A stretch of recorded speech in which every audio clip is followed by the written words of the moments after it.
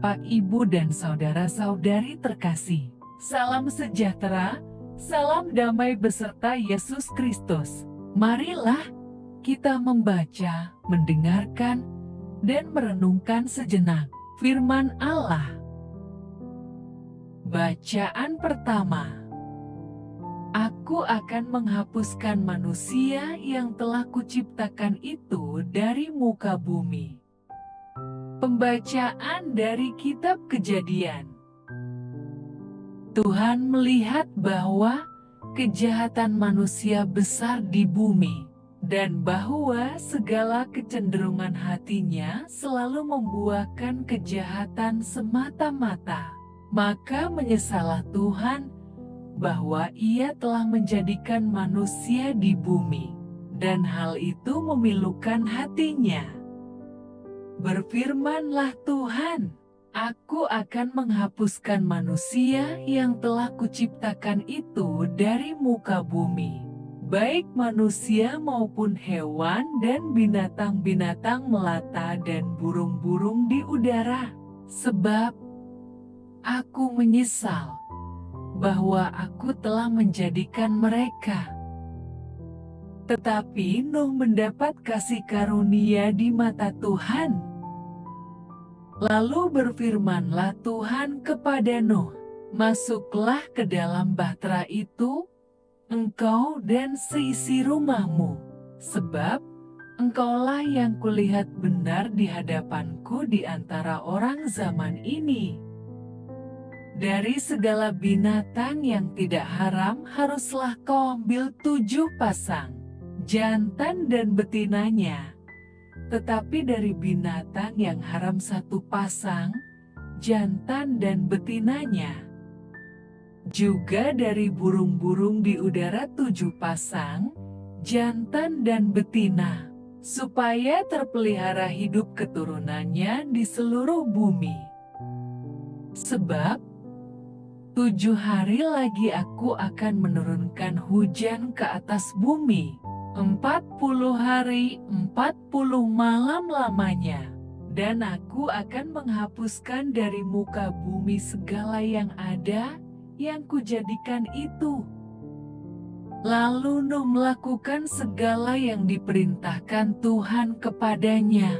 Setelah 7 hari datanglah air bah meliputi bumi. Demikianlah sabda Tuhan. Tuhan memberkati umat-Nya dengan damai sejahtera. Sampaikanlah kepada Tuhan, hai penghuni surga, sampaikanlah kepada Tuhan kemuliaan nama-Nya. Sujudlah kepada Tuhan dengan berhiaskan kekudusan. Suara Tuhan terdengar di atas air. Suara Tuhan mengguru di atas air yang besar. Suara Tuhan penuh kekuatan.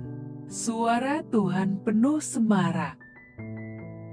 Allah yang mulia mengguntur. Di dalam bait-Nya setiap orang berseru hormat. Tuhan bersemayam di atas air bah.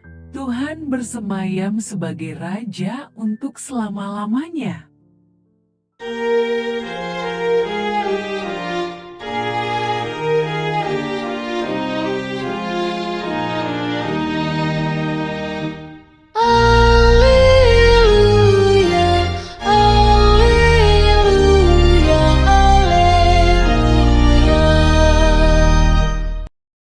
Jika seseorang mengasihi Aku, ia akan mentaati sabdaku.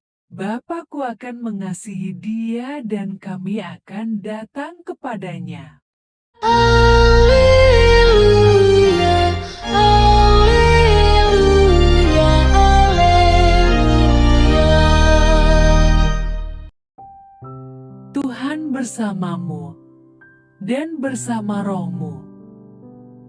Inilah Injil suci menurut Markus. Pada suatu hari, murid-murid Yesus lupa membawa roti.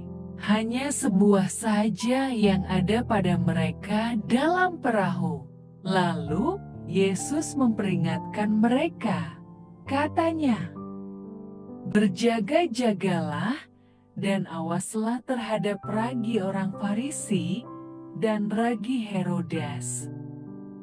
Maka mereka berpikir-pikir, dan seorang berkata kepada yang lain, "Itu dikatakannya karena kita tidak mempunyai roti."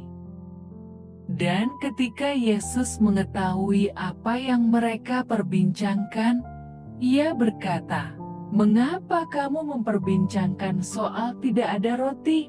Belum jugakah kamu faham dan mengerti? Telah degilkah hatimu? Kamu mempunyai mata. Tidakkah kamu melihat dan kamu mempunyai telinga? Tidakkah kamu mendengar? Tidakkah kamu ingat lagi? Pada waktu aku memecah-mecahkan 5 roti untuk 5.000 orang itu, berapa bakul penuh potongan-potongan roti kamu kumpulkan?" Jawab mereka, "12 bakul." Dan pada waktu 7 roti untuk 4.000 orang itu, berapa bakul penuh potongan-potongan roti kamu kumpulkan? Jawab mereka, 7 bakul.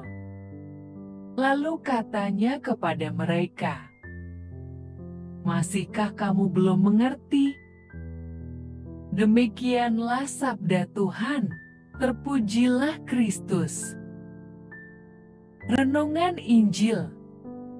Bapak, Ibu, dan saudara-saudari yang terkasih, setelah kita membicarakan kebutaan rohani orang Farisi, kita membahas sikap para murid yang rabun dekat. Rabun dekat adalah gangguan pada mata yang menyebabkan penderita tidak bisa melihat objek dekat dengan jelas. Namun, benda yang jauh justru terlihat jelas.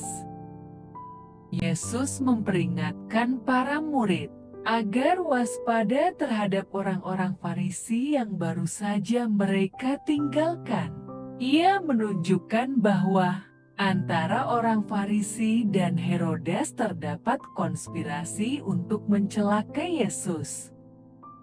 Konspirasi mereka adalah konspirasi antara pemimpin agama orang Farisi dan pemimpin politis Herodes. Rupanya para murid salah memahami ucapan Yesus agar mereka berhati-hati dengan konspirasi tersebut. Para murid justru menyangka bahwa Yesus tengah berbicara mengenai kekurangan roti yang mereka bawa. Padahal, apa yang ingin dikatakan Yesus adalah konspirasi agama politik, untuk zaman sekarang namanya politik identitas. Itu kerap kali memakai iming-iming kesejahteraan bagi mereka yang lapar dan menderita, demi mendukung kepentingan mereka sendiri. Akhirnya, Yesus mengingatkan ulang betapa iming-iming politis tersebut tidak akan berlaku jika seseorang bergantung pada belas kasihan Allah dalam Kristus. Mereka belum paham pula dengan nasihat Yesus, maka Yesus menyebut mereka mempunyai mata, tetapi tidak mampu melihat, dan telinga namun tidak mampu mendengar dengan baik. Mukjizat penggandakan roti yang bisa dimakan oleh ribuan orang tidak dapat mereka fahami, padahal semua itu terjadi di depan mata mereka. Mereka mengidap rabun dekat, namun bukan rabun dekat secara fisik. Rabun dekat mereka adalah secara rohani. Terkadang kita seperti para murid pada waktu itu, berbagai perbuatan Allah yang dilakukan dalam kehidupan kita seringkali tidak terlihat, karena selaput iman kita terhalangi oleh beraneka penyumbat. Salah satu penyumbatnya adalah aktivisme. Aktivisme adalah rutinitas hidup yang dijalani tanpa penghayatan.